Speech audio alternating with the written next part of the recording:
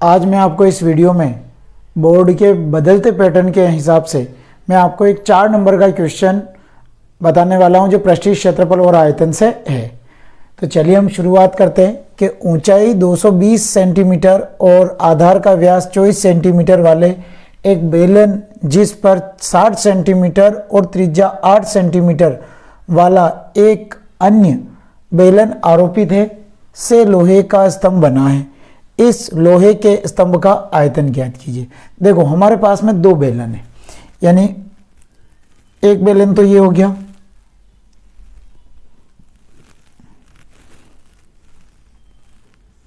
ये बेलन, ठीक है।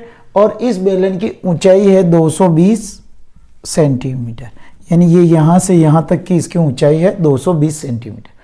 और इसका व्यास यानी ये वाला व्यास दे रखा है हमें 24 सेंटीमीटर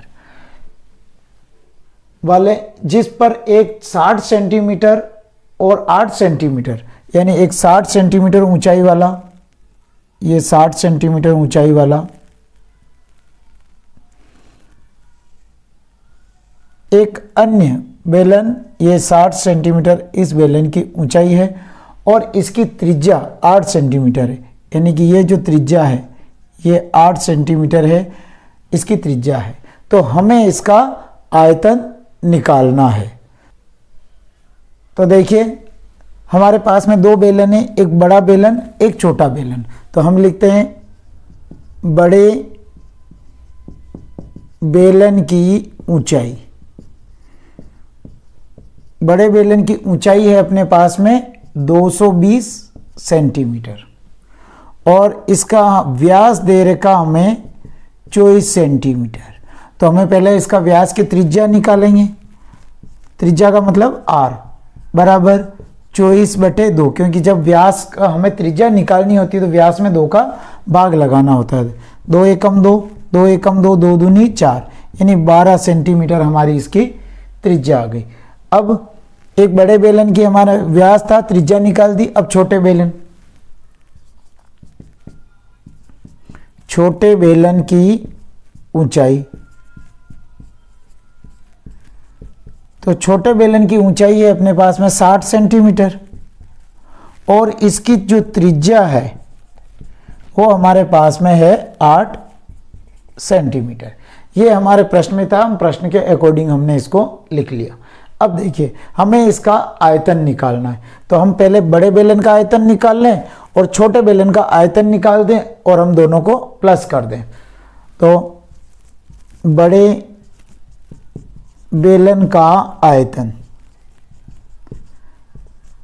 तो आयतन का सूत्र होता है पाई r²h और हमें पाई को पाई ही रखना, तो पाई को पाई रख लें और इंटू r का मान, इसमें मैं बड़े बेलन की बात कर रहा तो 12 इंटू 12, क्योंकि r² है और h है अपने पास में 220 सेंटीमीटर। तो 12 को 12 से गुणा करेंगे 144 और इंटू 220। अब 144 को हम 220 से गुणा करते हैं तो 0 का 0, 22 चौक 88 का 8 हासिल 8 और 22 चौक 88, 88 और 8, 88 89 90 और 96, 96 का 6 हासिल 9 और 22 और 9 31, यानी 31,680 पाई सेंटीमीटर क्यूब। ये हमारे बड़े बेलन का आयतन आया। हमें छोटे बेलन का आयतन निकालना, तो छोटे बेलन की ऊंचाई यानी h, छोटे बेलन की h है 60 सेंटीमीटर और r है अपने पास में 8 सेंटीमीटर। तो छोटे बेलन का आयतन, छोटे बेलन का आयतन, तो आयतन का सूत्र होता है हमारे पास में पाई r²h। बेलन का चाहे बड़ा हो चाहे छोटा हो सूत्र तो एक ही होगा। पाई को पाई रखना है इंटू इसमें r, इसमें r है अपने पास में 8, तो 8 इंटू 8 इंटू h, h है इसमें 60, तो पाई इंटू 8 8 64 इंटू 60, तो पाई इंटू गुणा कर लेते हैं तो 0 6 चौक 24, 6 छंग 36, 37, 38, यानी हम इसको लिख सकते हैं 3840 पाई सेंटीमीटर क्यूब। ये हमारे दूसरे बेलन का आयतन आया। बड़े बेलन का आयतन तो आया 31,680 पाई और छोटे बेलन का आयतन आया हमें 3,840 पाई, क्योंकि हम पाई फिर बाद में दोनों में रख देंगे। अब हमें पूरे स्तंभ का आयतन निकालना, तो पूरे स्तंभ का आयतन, आयतन बराबर बड़े बेलन का आयतन प्लस छोटे बेलन का आयतन। हम इसको स्टार्टिंग से भी प्लस कर सकते हैं और लास्ट में भी हम इसको प्लस कर सकते हैं। तो बड़े बेलन का तो ये 31,680 पाई प्लस 3,840 पाई, और दोनों में कॉमन तो हो गया हमारे पास में पाई, तो इधर बचा 31,680 प्लस 3,840। देखिए ये 31,680 में हमें जोड़ना है 3,840, ये हमें जोड़ना है। तो 0 का 0, 8 और 4 12, 8 और 6 14, 1 15, 15 का 5 हासिल 1, 4 1 5 और 3, यानी इकाई दाई सैकड़ा हजार 10,000 में 35,520। तो ये आया अपने पास में 35,520। अब इनटू, अब देखो पाई का मान हमें क्या रखना है 3.14, तो 3.14। अब हम 35,520 को हम देखो एक जीरो से हम अगर इसका पॉइंट हटाते हैं, पॉइंट हटाया बटे 100, एक जीरो से एक जीरो काट दो। अब हमें हमारे पास में बचे 10, तो हम क्या करेंगे कि 3,552 को 314 से गुणा करेंगे और एक संख्या बाद पॉइंट लगा देंगे।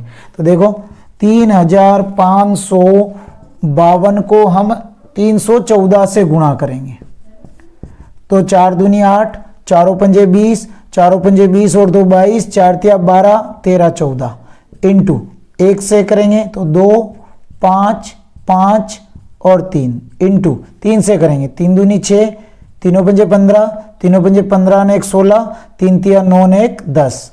इसको जोड़ लेते हैं 8 2 6 और 5 11, 12 13, 13 का 3 हासिल 1, 5 5 10 और 4 14 ने 15 का 5 हासिल 1, 6 3 9 ने 1 10 ने 11, 11 का 1 हासिल 1 1 1। तो यानी कि हमारे पास में आए, इनको हमने गुणा किया तो इकाई दाई सैकड़ा हजार 10,000 लाख 10 लाख, यानी 11,15,328 बटे 10। अब एक संख्या बाद पॉइंट लगा दो इधर से, तो 8 2 3 5 1 1 1 और एक संख्या बाद पॉइंट। तो हमारा इकाई दाई सैकड़ा हजार 10,000 लाख 1,11,532.8 सेंटीमीटर क्यूब हमारे इस पूरे लोहे के स्तंभ का आयतन होगा। तो इस प्रकार से हम बेलन वाले सवाल को, हम जो 4 नंबर में जो बोर्ड में आता है, तो उस सवाल को हम आसानी से सोल्व कर सकते हैं।